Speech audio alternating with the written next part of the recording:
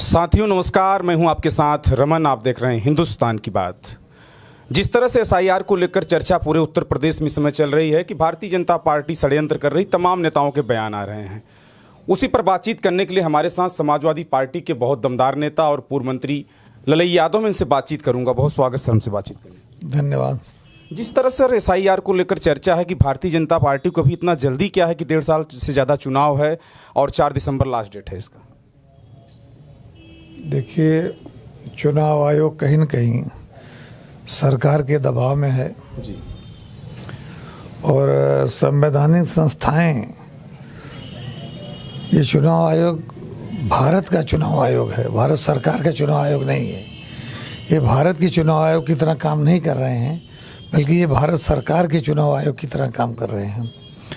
और इसीलिए हमारे नेता समाजवादी पार्टी के राष्ट्रीय अध्यक्ष माननीय अखिलेश यादव जी ने मांग की, लिखित मांग की, बार बार मांग की कि एसआईआर के खिलाफ हम नहीं हैं।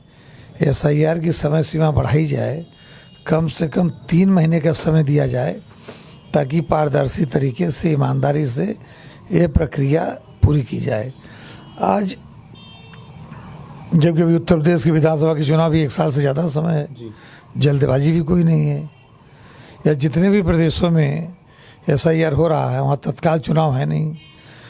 तो चुनाव आयोग अगर 3 महीने का समय सीमा निर्धारित करता, तो आज जो आपाधापी मची है, अफरा तफरी है, आप देख रहे होंगे तमाम बीएलओ दबाव में आत्महत्या कर रहे हैं, हार्ट अटैक हो रहा, मर रहे हैं। आपके मल्हनी में भी सर अभी कल ही मैं वहाँ था, परसों की घटना है।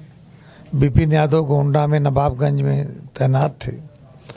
वहाँ के एसडीएम ने, वहाँ के बीडीओ ने, वहाँ के लेखपाल ने और भारतीय जनता पार्टी के वहाँ के नेताओं ने इतना दबाव दिया, जबकि वो 350 SR का काम, वो जो उनका फार्म का था, करीब 700 वहाँ थे वोटर, जिसमें लगभग आधे उन्होंने फॉर्म भर भी चुके थे।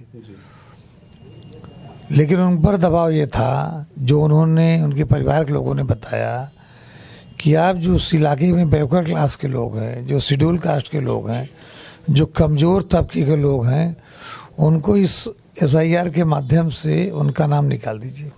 मंत्री जी, एक बात और करेंगे, तमाम बीएलओ कम पढ़ी लिखी हैं, अपने बच्चों से कहीं रात में ऑनलाइन करवा रही हैं, लेकिन जब पर्सनली बात हो रही प्राइवेट तरीके से, तो कह रही हैं कि कहीं न कहीं अगर देखा जाए तो 50,000 से कम, अगर डेट नहीं बढ़ा तो 50,000 से ज़्यादा वोटें कट जाएंगे। इतना प्रेशर के बावजूद भी आ रहा है। आप सही कह रहे हैं, चूँकि समय नहीं है। अगर यही 3 महीने का समय होता, और जब ग्राम पंचायतों के चुनाव के लिए बीएलओ अध्यापक बनाए गए, पढ़े लिखे लोग बनाए गए, तो ये तो प्रदेश और देश की सरकार चुनने के लिए वोटर लिस्ट बन रही है। तो यहाँ भी तो कम से कम पढ़े लिखे लोग, जो उनसे ज़्यादा पढ़े लिखे लोग हैं। मैं नहीं कह रहा हूँ कि आंगनबाड़ी और कार्यकर्तियाँ पढ़ी लिखी नहीं हैं, लेकिन अध्यापक जो हैं, लेखपाल जो हैं, उनसे ज़्यादा पढ़े लिखे हैं, उनसे ज़्यादा अनुभवी हैं। दबाव सर ज़्यादा बीएलओ पर ही बनाया जा रहा है। भाई, अगर सरकार पारदर्शी तरीके से करना चाहती तो 2 बातें करती। पहली, समय सीमा बढ़ा करके 1 महीने से 3 महीना रखती। दूसरी, जो लेखपाल हैं, अध्यापक हैं, ऐसे लोगों को बीएलए बनाती, तो पारदर्शी तरीके से होता।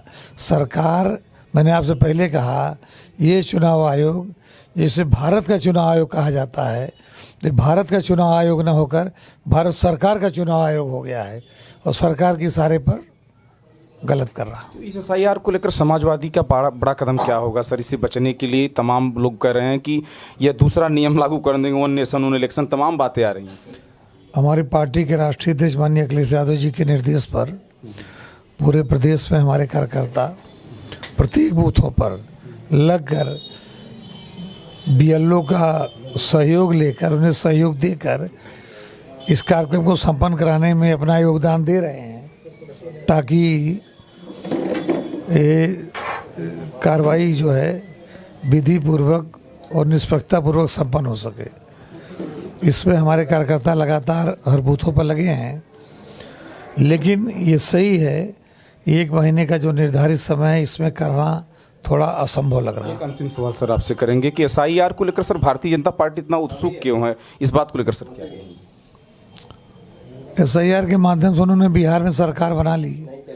उन्हें लगता है कि जनता हमारे साथ रहे या न रहे, हम ये शॉर्टकट अपना करके सरकार बना लेंगे, लेकिन उत्तर प्रदेश में बिहार वाली बात नहीं हो पाएगी।